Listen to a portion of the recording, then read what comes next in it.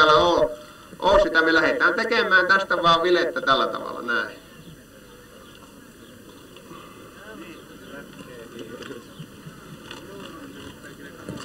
Hirviät ruovut tuossa ahavedessä. Onkin ja kato katkaissut ruodon tästä, niin on Arno on ollut ongella, niin se ei ole tehnyt tarkkaa työtä, se on lyönyt pyrstöpäähän. Vaan minäkö sitä löin äsken? Tässä löytyy aivan samalla tavalla, suolet meni tuolla. Tosta noin. Ja sitten kun me ei ollut suomustettu tätä kalaa, niin taas joudutaan ottamaan nahka tästä pois. Ja tämmöisestä joo, minä lähden häntäpäästä, kalallahan ei ole häntää, ne häntäähommat on erikseen, mutta kalalla on niinku pyrstö, mutta me ymmärretään kuitenkin tämä asia, että mistä me niinku lähdetään. Nyt me saadaan nahaton ja ruodoton vile tästä. Ahvenvilehän on ruodoton, kirjolohivileessä on 26 kappaletta noita pystyruotia, jotka vetää tonne, mutta ahvenesta tämä voi jää jo syvä aivan huoletta. Nyt jos meillä olisi tuota...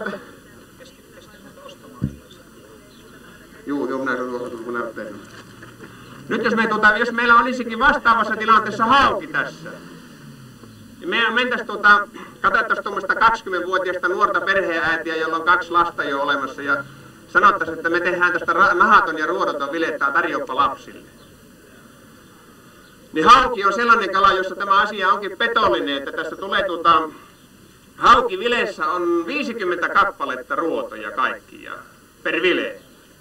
Ja nyt kun me katkaistaankin se täältä väärästä kohti tosta, niin me saadaan samaan ruotoon 100 kappaletta näitä ruotoja. Ja sitten kun me annetaan se sille perhe-emännelle ja se antaa lapselle, niin ne on molemmat teholla illalla sairaalassa ruotoja poistamassa. Et siinä mielessä näitä kanssa pitää tuntea kalan rakenne ja ruotorakenne ennen kuin aletaan myymään. Kuhassa ja ahvenessa me pystytään myymään suhteellisen ruodotonta kalaa, vilettä. Mutta haavessa ei missään tapauksessa, vaikka se saadaan yhtä nätiksi ja komiaksi tommonen haukivile, niin siinä on se petollinen, että siellä on näitä lihasruotoja suhteellisen paljon.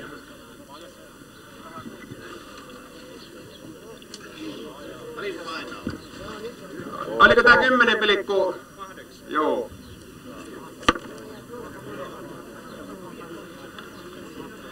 No nyt meillä puhutaan jos meiltä mentäisiin vielä isompaan kalaan, niin meidän pitäisi jatkaa tätä puukon terää, ostaa 12-tuumainen puukko. No nyt meidän ei tarvitse tässä, kun tää on vielä tää riittää.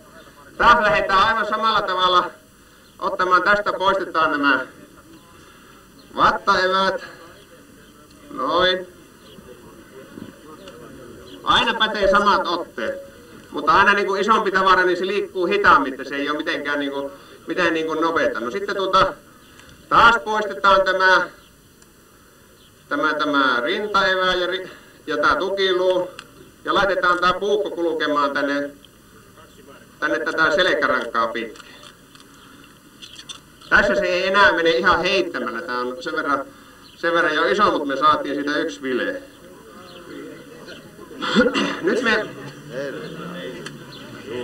Nyt me huomataan, tässä on tällainen selkärangassa tällainen pikkainen, tää on joskus pienenä, niin kuin minuakin heiteltiin pienenä ilmaan, mutta otettiin joka kerta onneksi kiinni. Niin siinä tulee joku tämmöinen elimellinen vika, jos ei muistetakaan aina, että kun pientä lastahan ilosta heitetään ilmaan, mutta jos muistetaan ottaa sylliin, niin siinä ei tule mitään niin kuin tämmöisiä häiriöitä. Aika kovin pahoja minulle on tullut. Niin tässä on samalla tavalla, kun kala on kasvatetaan laitoksessa, niin se on jäänyt jonnekin ruhjoutuna selkärangan kohti tuohon. Tähän tulee tämä tavallaan pyrstupää ei ole enää niin sopusoinnussa suhteessa tähän roppaan näin. Nyt tässä siis oikein herkkä ihminen on, niin se ajattelee, että sillä on elässä ollut henkisiä kärsimyksiä tällä kalalla, että ei tätä voi syytä. Mutta se pitää olla jo aika herkkä.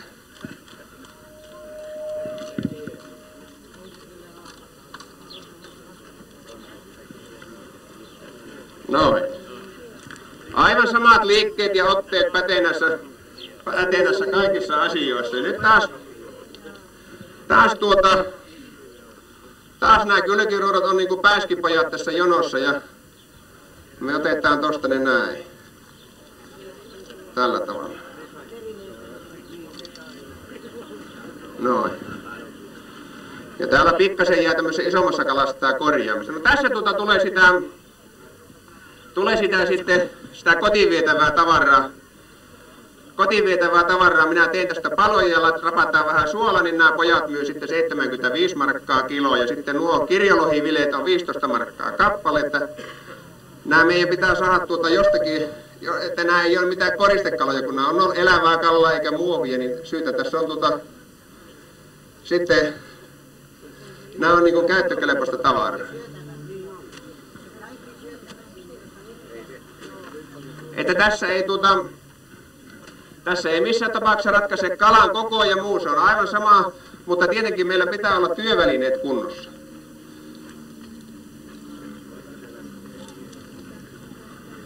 No tässä on, tää on tää ruodon pintaa vielä.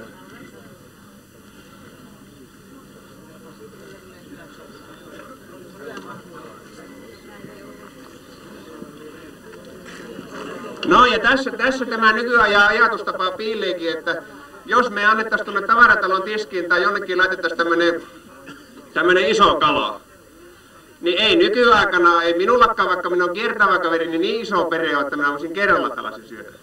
Mutta nyt tästä pystytään jo tämmöisenä pikkupaloina, niin tästä tulee jo oikein hyvä, että pystytte nyt ostamaan. Tämä jakaantuu moneen hyvään kotiin, pääsee tämmöinen lohipala samasta lohesta. No nyt ei yön jälkeen arvaa näitä painoja arvioida, että annetaan tuon vaakan tehdä nämä työt täällä.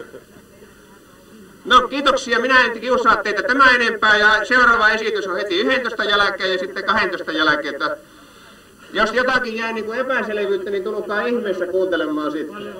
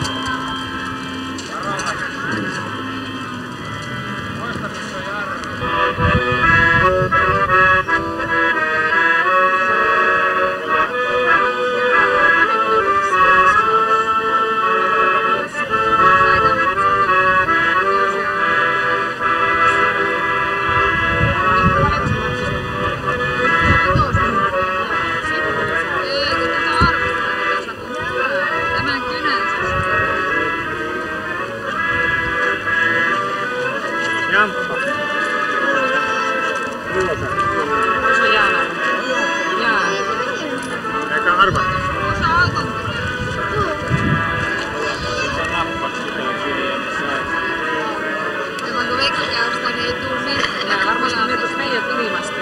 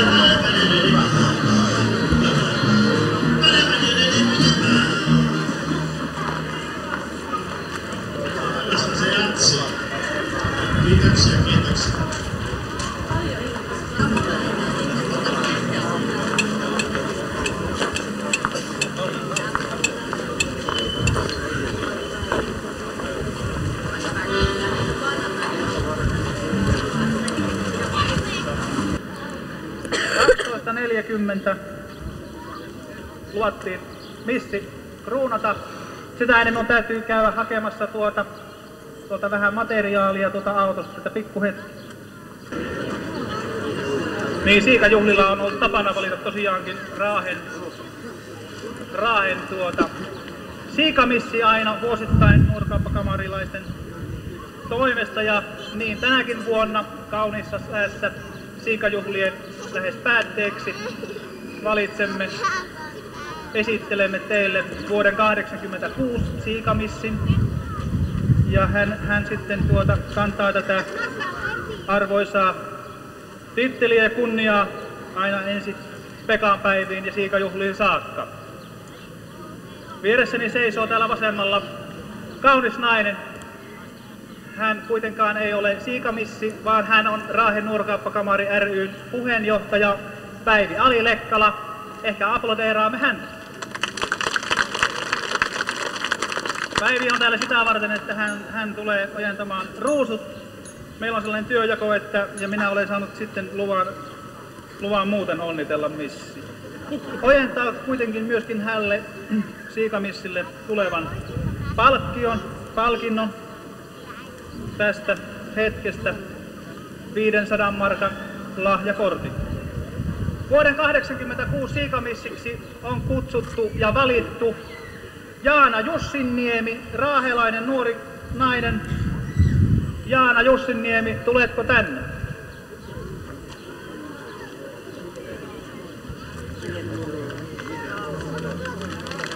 Aplodeja Jaana. Kun olet valittu siikamissiksi tänä vuonna, ja muutama kysymys sulle sitä ennen. Mitä sä kertoisit vähän itsestäsi? Olet nuori 20-vuotias nainen. Mitä sä harrastat? Kysytään niin kun joskus nämä television missi kisojen juontajatkin, niin on tämä kunnia sulle kysyä. Kerro itsestäsi vähän itsestäsi. Pyöräilyä ja kesällä tietenkin auringonottoa. Niin kuin missille kuuluukin, niin hän harrastaa ihan samoja asioita kuin missit yleensä. Jaana, oletko opiskelija vai oletko työelämässä mukana? Mennään vähän alemmas, näkee toiset. Ensi alussa töihin. Isi menneen näin, niin toisetkin näkee takkaa sitten. Tekemään arvokasta työtä. Jaana Jussinniemi, sinä olet valittu nyt sitten siikamissiksi 86.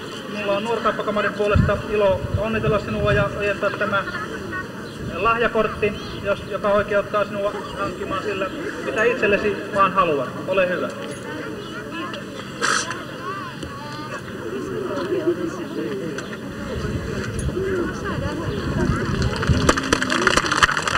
Kiitoksia Jaana sulle ja onnea vuoden varrelle, ja kiitoksia teille hyvä yleisö hyvin paljon tästä seurannasta. Älkää kuitenkaan poistukoon vielä, vaan meillä on yksi arpajainen suorittamatta, nimittäin tuo kalaami. Arvoisa juhlayleisö, hyvät naiset ja herrat, siikajuhlat lähestyvät huippukohtiaan tässä pikkuhiljaa, ja tuon vuorossa sitten tämä venearvonnan arpominen. Ei kuulu mitään huolia. Kuuluuko? Nyt kuuluu. Siis siikajuhlat lähestyvät huippukohtiaan. Ensimmäisenä on tässä ohjelmassa niin venearpajaisten arvonta. Tänne on tullut meille viranomaiset, salskeat, konstaapelipojat katsomaan, että asiat tapahtuvat niin kuin kunnon arpajaisissa pitääkin. Tervetuloa. Ja tunnelma tiivistyy. Me tarvitsemme tänne onnettareen arpomaan ensinnäkin 4 filerausveistä, 2 virveliä ja sitten tuon tosi komean terhiveneen. Pyytäisin, että joku yleisön joukosta. Miten se on rouva siinä?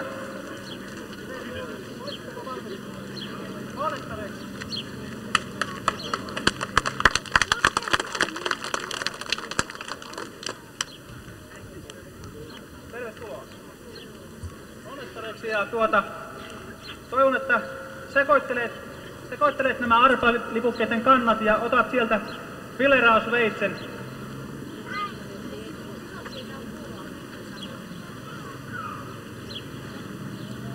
Filerausveitsi osui numerolle 581. Palkinnoista sen verran, että nämä voi noutaa täällä, jos sattuu kohdalle. Numero, taikka tarkistaa sitten kotona Raahen seudussa ja raahelaisessa ensi viikolla on nämä numerot myöskin sitten nähtävinä. Siis 581 on ensimmäinen voittonumero. Laitetaan se taskuun. Löytyykö?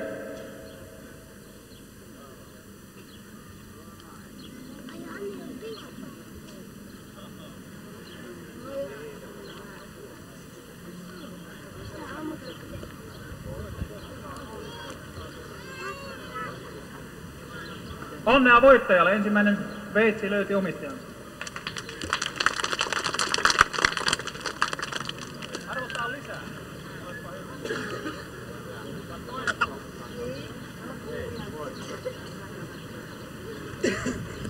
Toinen filerausveitsi numerolle 439.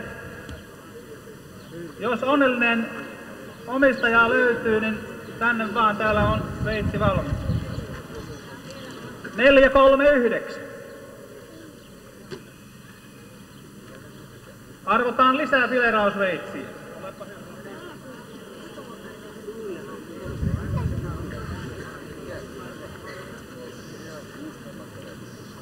Kiitoksia. Kolmas filerausveitsi numerolle 194. 194.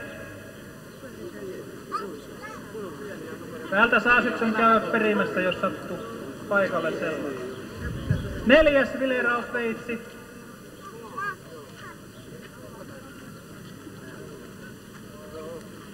Sattu viereen muuten ihan 195. 195. Nyt ollaan arvottu filerausveitset Nuorokauppakamarin järjestämissä siikajuhla-arvonnassa.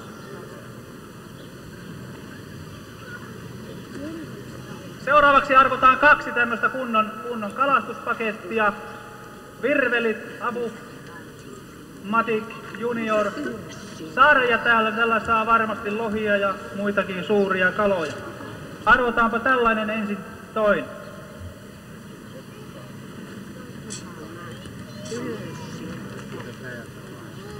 Ensimmäinen virvelipaketti meni numerolle 740. 740. Meillä on toinenkin kalastuspakkaus. Arvokaanpa se. —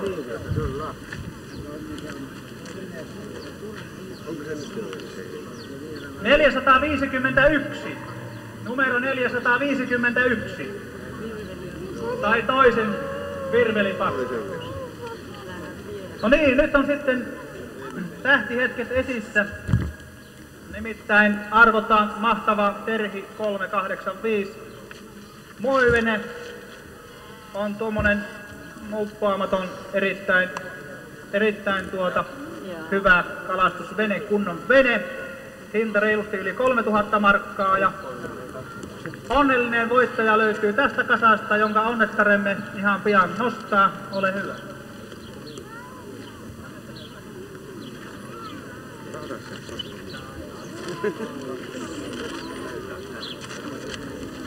numero 306.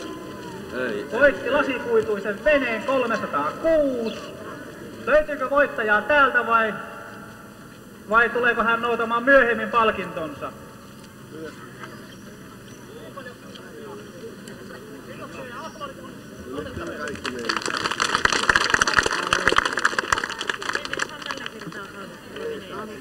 Kiitoksia myöskin viranomaisille. Itse